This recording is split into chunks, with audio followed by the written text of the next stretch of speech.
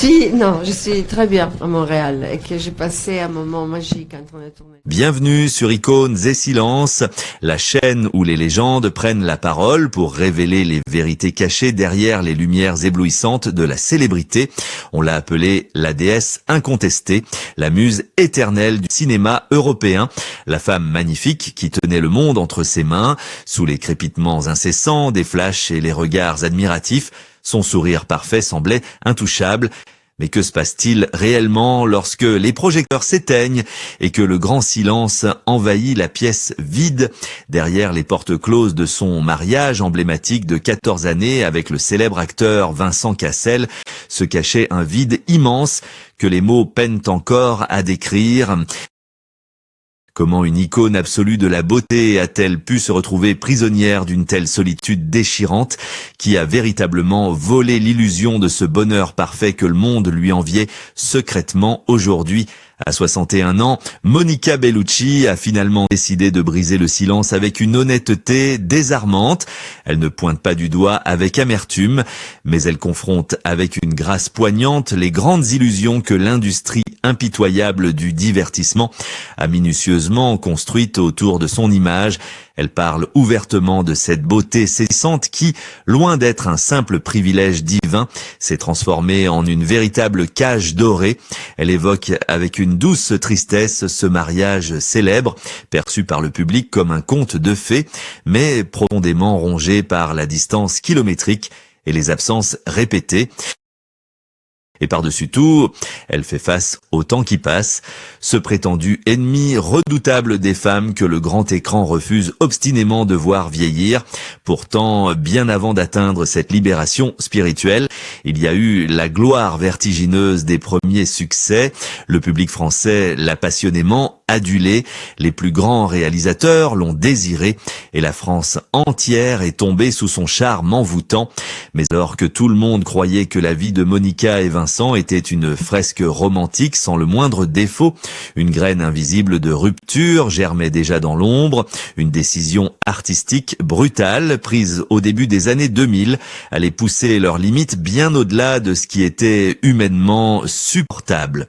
Que s'est-il réellement passé dans l'obscurité oppressante de ces plateaux de tournage qui a pu fracturer une telle union? La vérité risque de vous faire voir l'intégralité de sa carrière sous un jour totalement différent. Tout a commencé par une rencontre magique entre la beauté italienne et le romantisme du cinéma français. Lorsqu'elle quitte l'Italie pour s'installer à Paris dans les années 90, Monica Bellucci n'est encore qu'une jeune mannequin au visage d'ange cherchant désespérément à prouver que son talent surpasse de loin son apparence. C'est en 1996 que son destin bascule de manière spectaculaire avec le film L'appartement. Dans ce drame romantique envoûtant, elle incarne la mystérieuse Lisa avec une profondeur inattendue.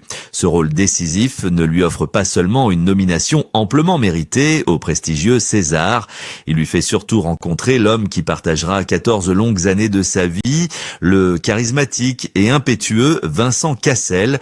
Le public français, fasciné par cette alchimie évidente, assiste à la naissance d'un couple mythique, une alliance parfaite et brûlante entre la grâce méditerranéenne et l'audace parisienne. À cette époque, bénie, jouer la comédie est pour elle une joie pure, une libération inespérée de l'image de poupée muette que le monde superficiel de la mode tentait de lui imposer depuis ses débuts. Très vite, elle devient bien plus qu'une simple actrice talentueuse, elle s'érige en véritable symbole culturel intemporel. En l'an 2000, le monde entier succombe à son charme dévastateur avec le chef-d'œuvre italien Malena. Elle y joue une femme dont la beauté exceptionnelle et presque surréaliste devient une malédiction aux yeux de la société, un rôle tragique et étrangement prophétique pour la suite de son propre parcours personnel. La France l'adopte alors définitivement et la consacre comme la nouvelle icône incontournable de son époque. L'année suivante, le triomphe colossal du grand film épique Le Pacte des loups confirme son statut de superstar incontesté. Chaque apparition publique se transforme en un événement national majeur. Chaque regard capturé par les caméras est une promesse d'évasion pour un public en quête de rêve et d'idéal. Elle est perçue comme la femme parfaite, la muse éternelle qui réconcilie merveilleusement l'élégance classique avec une sensualité moderne, libre et assumée. Son apogée populaire atteint des sommets vertigineux en 2002 avec la comédie culte Astérix et Obélix Mission Cléopâtre.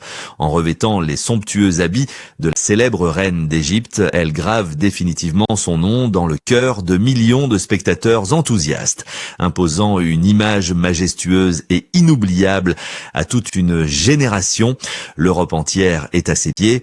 L'industrie hollywoodienne lui ouvre grand ses portes dorées et sa magnifique histoire d'amour avec Vincent Cassel s'affiche triomphalement en couverture de tous les magazines les plus prestigieux. Pourtant, au sommet vertigineux de cette gloire étincelante, les premières fissures commencent imperceptiblement à se former dans le marbre de sa perfection. La joie innocente et vibrante des débuts laisse peu à peu place à une pression écrasante et profondément silencieuse. Derrière les sourires éclatants et travaillés sur les tapis rouges du monde entier, Monica commence à ressentir le poids étouffant des attentes irréalistes de l'industrie cinématographique. On exige d'elle une jeunesse et une perfection constante, figeant peu à peu son véritable talent derrière le masque impitoyable et froid de l'icône de beauté absolue. Elle devient, presque malgré elle, l'objet exclusif de tous les fantasmes, une divinité intouchable que l'on admire de loin sans jamais chercher à écouter les tourments intimes de son âme. Alors que le monde entier applaudit frénétiquement cette réussite éblouissante, la solitude s'infiltre doucement mais sûrement dans sa vie intime, cruellement nourrie par les absences répétées et les tournages éreintants aux quatre coins de la planète. L'industrie du cinéma, qui l'a si rapidement hissée sur un piédestal doré, s'apprête lentement à exiger un tribut émotionnel que personne n'aurait pu imaginer. Mais jusqu'où une femme peut-elle sacrifier sa propre vulnérabilité pour nourrir indéfiniment le mythe que les autres ont bâti autour d'elle? Le conte de fées cinématographique tant envié était sur le point de révéler son visage le plus sombre, le plus froid et le plus exigeant. Ce qui s'est réellement passé ensuite, dans l'intimité étouffante des plateaux de tournage, a non seulement ébranlé les fondations de son couple, mais a failli détruire à jamais la femme fragile qui se cachait derrière l'icône de papier glacé. Pendant que les foules en délire acclamèrent la déesse méditerranéenne sur les tapis rouges éblouissants du monde entier, une réalité bien plus sombre se dessinait dans l'ombre glaciale des coulisses. Le grand public voyait une femme rayonnante parée de bijoux somptueux et de robes haute couture. Mais derrière cette façade d'une perfection absolue, Monica Bellucci affrontait un isolement psychologique que personne ne soupçonnait. L'industrie cinématographique, cette machine à rêve souvent impitoyable, ne voyait plus en elle un être humain complexe, mais un simple produit de luxe, une image de papier glacé destinée à faire vendre des billets et à faire fantasmer les masses. Chaque mouvement, chaque regard capturé par les paparazzi était immédiatement interprété, décortiqué et vendu au plus offrant, lui volant peu à peu son intimité la plus précieuse. Sa beauté exceptionnelle, qui aurait dû être une bénédiction naturelle, s'est insidieusement transformée en une prison dorée dont il était presque impossible de s'échapper. Les réalisateurs prestigieux la voulaient sensuelle, désirable, silencieuse et mystérieuse, la dépouillant tragiquement de sa véritable voix et de son intelligence aiguë. Elle devait sans cesse se battre avec acharnement, prouver 2 fois plus que les autres qu'elle possédait un talent brut, une âme vibrante derrière ce masque d'Aphrodite que l'on refusait obstinément de lui enlever. Cette sensation d'étouffement était cruellement amplifiée par le mythe persistant de son mariage avec Vincent Cassel. La presse internationale les présentait constamment comme le couple royal et invincible du cinéma européen, l'incarnation même de la passion éternelle. Pourtant, la vérité intime de leur quotidien était radicalement différente, tissée de longues absences et d'une distance géographique déchirante. Pendant 14 ans, ils ont vécu une romance morcelée, séparés par des milliers de kilomètres, naviguant entre Rome, Paris, Londres et le lointain Brésil. Monica se retrouvait souvent seule dans d'immenses suites d'hôtels luxueux à l'autre bout du monde, entourée par le silence assourdissant qui suit invariablement les ovations du public. Comment maintenir la flamme d'un foyer quand les agendas surchargés dictent chaque moment de votre existence ? Elle a elle-même admis des années plus tard qu'il aurait été purement ridicule d'exiger une proximité constante alors qu'il ne se voyait parfois pas pendant des mois entiers. Cette indépendance forcée, d'abord perçue comme un bouclier protecteur, est devenue le terreau d'une solitude profonde et inavouable. L'industrie du divertissement, obsédée par la rentabilité et le glamour superficiel, ne l'a jamais protégée contre cette lente usure émotionnelle. Dans l'imaginaire collectif, elle possédait absolument tout ce qu'une femme pouvait désirer: l'argent, la célébrité mondiale, l'admiration inconditionnelle et un amour passionnel. Mais lorsque les lumières des plateaux s'éteignaient enfin, elle devait faire face au miroir, confrontée à cette angoisse sourde de n'être aimée que pour une illusion, pour un fantasme de perfection qui ne lui appartenait pas vraiment, le poids écrasant de devoir toujours être impeccable, de ne jamais montrer de faiblesse, a commencé à fissurer l'armure de la star incontestée. Elle était adulée par des millions d'inconnus, mais profondément incomprise par le monde artificiel qui l'entourait. Cependant, la résilience de Monica semblait infinie jusqu'à ce qu'un événement cinématographique d'une violence psychologique inouïe vienne bouleverser à jamais sa trajectoire. En cherchant désespérément à prouver sa valeur artistique au-delà de sa simple apparence physique, elle allait accepter un rôle d'une noirceur absolue, une descente aux enfers brutale filmée en 2002 qui allait provoquer le plus grand scandale de sa carrière et laisser des cicatrices invisibles. Quel était donc ce projet terrifiant qui a fait pleurer son propre mari lors de la projection officielle à Cannes et qui l'a poussé dans ses retranchements les plus extrêmes? La descente vertigineuse ne faisait que commencer. En l'an 2002, sous les lumières éblouissantes du prestigieux Festival de Cannes, l'illusion du conte de fées s'est violemment brisée devant les yeux stupéfaits du monde entier, cherchant à casser son image de beauté lisse et intouchable. Monica Bellucci a accepté de tourner dans le film Irréversible sous la direction de Gaspard Noé. Ce projet cinématographique d'une brutalité psychologique inouïe allait marquer un tournant tragique et indélébile dans sa carrière, mais surtout dans sa vie intime. Dans ce long métrage sombre, elle a dû tourner une séquence d'agression d'une violence insoutenable, une scène interminable dans un tunnel souterrain qui a provoqué un véritable séisme lors de la projection officielle. Le public cannois, d'habitude si prompt à l'aduler et à célébrer sa grâce, a réagi avec un rejet viscéral. Des centaines de spectateurs ont fui la salle en état de choc absolu et la presse internationale s'est déchaînée, instaurant un climat de controverse étouffant autour de la star. Au milieu de ce tumulte assourdissant, Monica s'est retrouvée d'une solitude effrayante et glaciale. Son propre mari, Vincent Cassel, qui partageait l'affiche avec elle dans cette œuvre troublante, n'a pas pu supporter de voir la femme qu'il aimait subir un tel calvaire émotionnel à l'écran, fuyant la salle en larmes, terrassé par l'émotion, l'industrie du divertissement, qu'il avait jusqu'alors encensée pour son glamour incomparable, l'a soudainement laissé seule face à cette tempête médiatique d'une cruauté inouïe. Elle s'est sentie terriblement abandonnée, livrée en pâture à une opinion publique impitoyable qui ne voyait plus la femme vulnérable derrière la performance choquante. L'art exige très souvent d'immenses sacrifices, mais ce soir-là, c'est son âme entière qui a été exposée et écorchée vive devant les caméras. Cette expérience traumatisante a laissé des traces invisibles mais profondes dans son esprit, accentuant dramatiquement le fossé émotionnel qui se creusait lentement dans son mariage, une union déjà lourdement fragilisée par les distances et les exigences écrasantes de leurs carrières respectives. Elle s'est sentie prise au piège d'une machine broyeuse, réalisant avec amertume que le monde du cinéma était prêt à consommer sa douleur pour créer l'événement, sans jamais se soucier des cicatrices laissées sur son cœur de femme. La divinité forte et majestueuse a vacillé, affrontant une crise personnelle vertigineuse où l'image publique et la réalité privée entraient violemment en collision.